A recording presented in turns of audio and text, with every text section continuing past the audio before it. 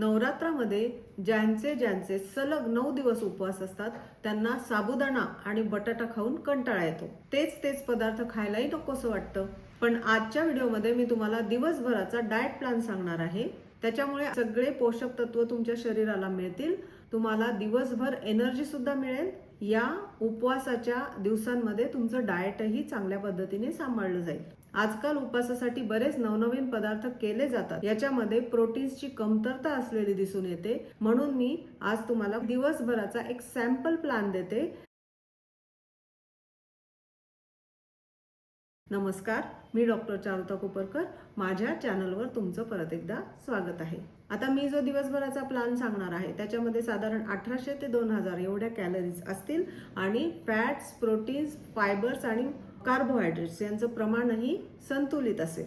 या उपवासाच्या जेवणाचा प्रॉब्लेम काय असतो माहिती का? ह्याच्यामध्ये स्टार्चचं आणि कार्ब्सचं आणि फॅट्सचं प्रमाण भरपूर असतं. त्यामुळे तुम्हाला जेवल्यानंतर लिथार्जी वाटतं, विकनेस येतो आणि दिवसभर तुम्हाला थकल्यासारखं सुद्धा वाटतं.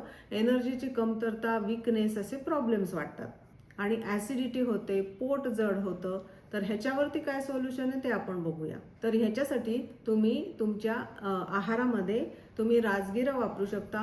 मिलेट्स सुद्धा सगळ्या प्रकारचे जे 5 पॉझिटिव्ह मिलेट्स आहेत तेही उपासाला चालतात. ह्या मिलेट्सची खिचडी तुम्ही बनवू शकता, धिरडी बनवू शकता, थालीपीठ बनवू शकता, भाकरी बनवू शकता. राजगिऱ्याच्या पिठाची भाकरी सुद्धा छान बनवता येते. तसंच शिंगाड्याचं पीठ, ओला नारळ, नारळाचं दूध, दही, पनीर, रताळं, शेंगदाणे, कच्ची केळी हे जे पदार्थ तुम्ही वापरले तर तुम्हाला मी सांगितलेले प्रॉब्लेम्स वाटणार नाहीत, पोट जड वाटणार नाही. तर सगळ्यात पहिले तुम्ही सकाळी उठला की मध, लिंबू आणि पाणी घ्या आणि त्याच्यामध्ये 1 चमचा भिजवलेल्या चिया सीड्स घाला. याच्यामुळे तुम्हाला लगेच एनर्जी मिळेल. मिठामुळे तुम्हाला एनर्जी मिळेल, तुम्हाला चिया सीड्समुळे फायबर्स मिळतील आणि तुम्हाला ब्रेकफास्टपर्यंत एनर्जी टिकून राहील. ब्रेकफास्टमध्ये तुम्ही गट हेल्दी दह्याचा बोल घेऊ शकता. याच्यामध्ये तुम्ही 1 वाटी म्हणजे साधारण 200 ग्राम दही, 1 छोटं केळं म्हणजे 100 ग्रामच्या आसपास केळं आणि 1 छोटी वाटी डाळिंब म्हणजे 40 ग्रामच्या आसपास डाळिंब तुम्ही घालायचं. दह्यामध्ये प्रोटीन असतं.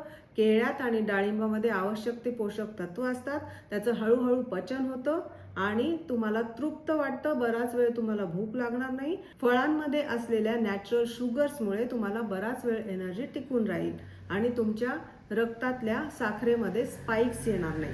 त्याच्यानंतर 11 वाजता भूक लागली की तुम्ही अर्धी छोटी वाटी भरून म्हणजे जवळजवळ 15 ग्राम हलके भाजलेले खोबऱ्याचे काप आणि 2 राजगिऱ्याच्या वड्या म्हणजे साधारण 20 ग्रामच्या आसपास राजगिऱ्याच्या वड्या खा. याच्यामधून तुम्हाला 180 कॅलरीज मिळतील, 3 ग्राम प्रोटीन्स मिळतील, 19 ग्राम कार्ब्स मिळतील, 11 ग्राम फॅट्स मिळतील आणि 3 ते 4 ग्राम फायबर्स मिळतील. खोबऱ्यामध्ये गुड फॅट्स असतात, राजगिऱ्यामध्ये कॉम्प्लेक्स कार्बोहायड्रेट्स असतात. याचं पचन हळूहळू होतं, रक्ताच्या साखरेमध्ये स्पाइक्स होत नाहीत आणि पोटही छान भरलेलं राहतं आणि खोबऱ्यामुळे आणि गुळामुळे ऊर्जा टिकून राहायला मदत होते. आणि दुपारच्या जेवणामध्ये तुम्ही पॉलिश न केलेली जी भगर असते ज्याला आपण मिलेट्स म्हणतो आणि हे 5 प्रकारचे मिलेट्स असतात ते तुम्ही 8-8 तास भिजवून फ्रीजमध्ये ठेवू शकता आणि दुसऱ्या दिवशी शिजवून त्याचे खिचडी, धिरडी असे वेगवेगळे पदार्थ बनवू शकता. पॉलिश न केलेले जे धान्य आहेत, मिलेट्स आहेत ते तुम्ही तुमच्या जेवणामध्ये वापरा. तर या सगळ्यांचं प्रमाण किती असावं ते मी तुम्हाला इथे देते. 1 चमचा तुपावर अर्धी वाटीची भगर बनवायची आणि शिंगाड्याची कढी बनवण्यासाठी 1 वाटी दही, 2 छोटे चमचे शिंगाड्याचं पीठ आणि 1 चमचा तेल वापरायचं. 50 ग्राम पनीर, 2-3 थेंब तेलावरती जिरे, हिरवी मिरची घालून हलकसं भाजून घ्यायचं आणि कच्च्या केळ्याची भाजी बनवण्यासाठी सुद्धा 1 छोटा चमचा तेल वापरायचं आणि अर्धी ते पाऊण वाटी कच्च्या केळ्याचे काप घ्यायचे आणि काकडीचं सॅलड घ्यायचं. उपवासाच्या दिवसांमध्ये अर्ली डिनर घ्या. तर तुम्ही 6:30-7च्या बेताला राजगिऱ्याचं धिरडं, त्याच्यासोबत 1 वाटी दही आणि हिरवी चटणी घेऊ शकता.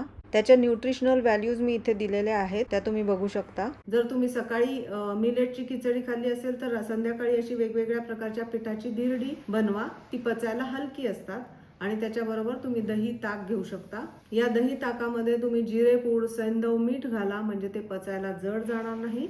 तसंच भाजलेले शेंगदाण्याचं कूट तुम्ही याच्यामध्ये घालू शकता. अर्ली डिनर झालं की रात्रीच्या जेवणासाठी उकडलेलं रताळ साधारण 200 ग्राम, दही 1 वाटी, भाजलेले शेंगदाणे 10 ग्राम, लिंबू, जिरे, सैंधव मिठाचा वापर करा. हे कॉम्प्लेक्स कार्ब्स आहेत, त्याच्यामुळे ह्याचं पचन हळूहळू होतं. दह्यामध्ये प्रोटीन्स आहेत, शेंगदाण्यामध्ये गुड फॅट्स आहेत, तो एक प्रकारचा क्रंच तुम्हाला तुमच्या पदार्थांमध्ये मिळतो आणि हे सगळं तृप्त करणारं अन्न आहे, पोटभरीचं आहे. अशा पद्धतीने उपवासाच्या दिवशी सुद्धा छोटे छोटे बदल करून तुम्ही तुमचा उपवास पौष्टिक बनवू शकता आणि तुम्हाला उपवास करणं नकोसं होणार नाही. ऍसिडिटी होणार नाही, विकनेस वाटणार नाही आणि तुम्ही उपाशी राहिल्याचं फिलिंग सुद्धा येणार नाही. मी सांगितलेल्या अख्ख्या प्लॅन मध्ये साधारण 60 ग्राम प्रोटीन्स आपण घेतोय. हे प्रोटीन्स आपल्याला कशातनं मिळतंय तर दही आहे, पनीर आहे, राजगिरा, शिंगाडा, ह्याच्यातनं आपल्याला हे प्रोटीन्स मिळतात. तसंच चिया सीड्स, मिलेट्स आणि याच्यामध्ये आपण मोजकच तेल आणि तूप वापरतोय. त्याच्यानंतर गुड फॅट्स आहेत. तसंच मिलेट्स, कंदमुळं आणि फळांचा आपण वापर करतोय.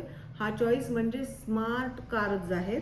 हे कॉम्प्लेक्स कार्बोहायड्रेट्स आहेत. याच्यामुळे तुम्हाला पोट भरल्यासारखं वाटणारे, ऊर्जा टिकून राहणारे. आणि अजून एक महत्वाचं सांगते, तुमच्या हायड्रेशन दिवसभराचं तुम्ही बघायला पाहिजे. त्याच्यासाठी तुम्ही नारळ पाणी, ताक, लिंबू पाणी असं वेगवेगळ्या वेळेला घेऊ शकता. याच्यामधून तुम्हाला हायड्रेशन सुद्धा पुरेसं मिळेल. अशा पद्धतीने तुम्ही उपवास करा. धन्यवाद.